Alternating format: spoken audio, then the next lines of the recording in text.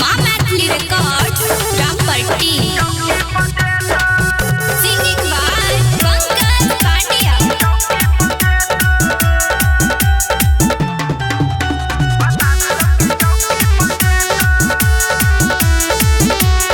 मुंड बनल छे कुछ नहीं बते तो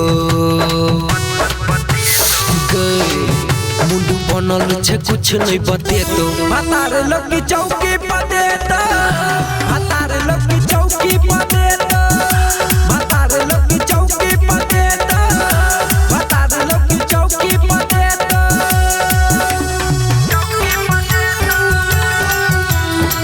माँ मैथिली रिकॉर्ड्स रामपट्टी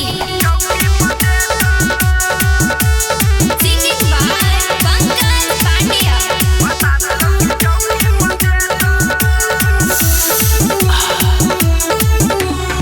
लाली को दे तो कमर तोरा भले खुल तो सारी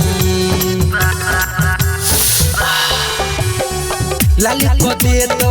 कमर तोरा भले खुल तो सारी गे गे गे गे छोड़ तो नहीं आए बिना रगड़ने पीने छौको तारी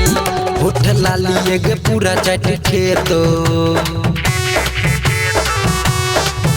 होठ लाली एक पूरा चट खेतो हतार लगी चौकी पदे तो हतार लगी चौकी पदे तो हतार लगी चौकी पदे तो हतार लगी चौकी पदे तो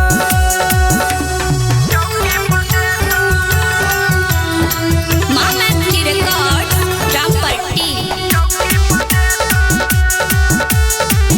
सिंगिंग बाय पंकज पांड्या।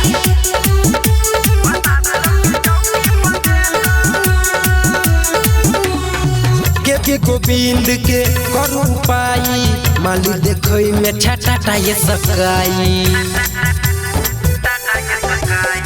के भी गोविंद के करू पाई माली देखई में छाटा ये सकाई टेस्ट करबो उमरी थक कुल पीछे की छाप मलाई कबो आगे कबो पीछे गे घूमे तो कबो आगे कबो पीछे के घूमे तो हतार लगी चौकी पदे तो हतार लगी चौकी पदे